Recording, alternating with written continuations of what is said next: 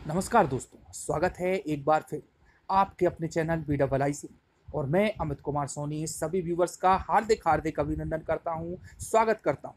दोस्तों, अभी तक सब्सक्राइब नहीं किया है तो सब्सक्राइब जरूर करते चलें। लेटेस्ट अपडेट लगातार आ रही हैं, कंटिन्यू लेटेस्ट अपडेट आप लोगों को मिलती रहे तो दोस्तों सब्सक्राइब तो करें ही, साथ में बेल आइकॉन पर प्रेस करना बिल्कुल ना भूलें, जिससे कि नोटिफिकेशन भी समय समय पर मिलता रहे। वीडियो पसंद आता है तो लाइक करें और अधिक से अधिक शेयर करें।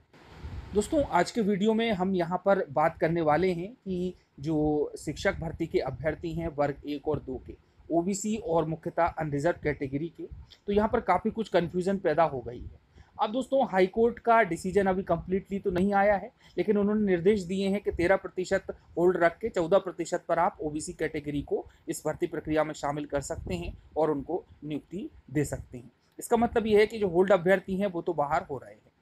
अब दोस्तों, यहाँ पर सवाल ये उठता है कि हाई कोर्ट से यदि जीत हो जाती है तो उसको किस प्रकार से एडजस्ट किया जाएगा 13% और 14% के मामले को, और यदि कोर्ट से हार जाती है और 13% को बाहर करने की ही प्रोसेस की जाएगी और अनरिजर्व में उनको शामिल किया जाएगा। और यदि अनरिजर्व में उनको शामिल किया जाता है तो जो ओबीसी के अच्छे कैंडिडेट्स हैं जिनको कि अनरिजर्व में जाना चाहिए था, उनको किस प्रकार से एडजस्ट किया जाएगा जिससे कि नीचे की बैटिंग क्लियर हो सके। तो दोस्तों, काफ़ी कुछ कन्फ्यूजन्स हैं युवाओं के मन में, वर्ग 1 और 2 के अभ्यर्थियों के मन में। तो इन्हीं कन्फ्यूजन्स को शिक्षा विभाग किस प्रकार से दूर करेगी, वह कोई ठोस आंसर नहीं दे पा रही है, लेकिन एक अभ्यर्थी हैं उनके द्वारा थोड़ा सा इसका हल निकालने की कोशिश की गई है और शिक्षा विभाग से उम्मीद की जा रही है कि वह भी इसी प्रकार से इसको अमल करने का प्रयास करेगी। तो दोस्तों, सुने उनकी ये ऑडियो क्लिप इस समस्या के संबंध में। जी नमस्कार, मैं तपेश।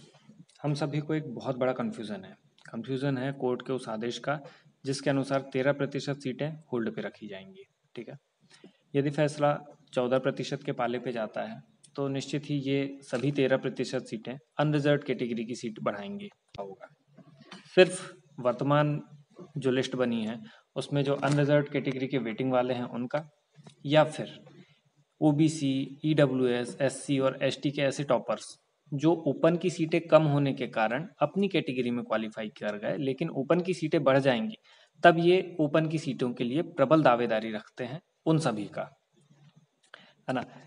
बहुत सारी अनियमितताएं हो सकती हैं इसमें, बहुत सारी संभावनाएं हो सकती हैं। यदि केवल और केवल वर्तमान की यूआर वेटिंग वालों से इस लिस्ट को फिल कर दिया जाए तो बाकी के वर्गों के लिए काफ़ी क्या कहना चाहिए, नुकसान हो जाएगा, है ना। इन सारी अनियमितताओं से बचने का एक ही उपाय समझ आ रहा है, दो लिस्ट, एक जो अभी बनी हुई है 27% के आधार पर और एक दूसरी जो बनेगी 14% के आधार पर। और सबसे सिंपल उपाय यह है कि दोनों लिस्ट बना लिया जाए और दोनों में जिनके नाम कॉमन है, ऐसे कैंडिडेट जिनका नाम दोनों ही लिस्ट में है, चाहे वो 14% पे फैसला है तो भी उनका सिलेक्शन हो रहा है, चाहे वो 27% पर फैसला है तो भी उनका सिलेक्शन हो रहा है, ऐसे जितने भी उम्मीदवार होंगे उन सबका अभी ज्वाइनिंग दे देना चाहिए। ठीक है, आप देखेंगे कि जिनका नाम दोनों लिस्ट में आए हैं ये टोटल 87% उम्मीदवार होंगे।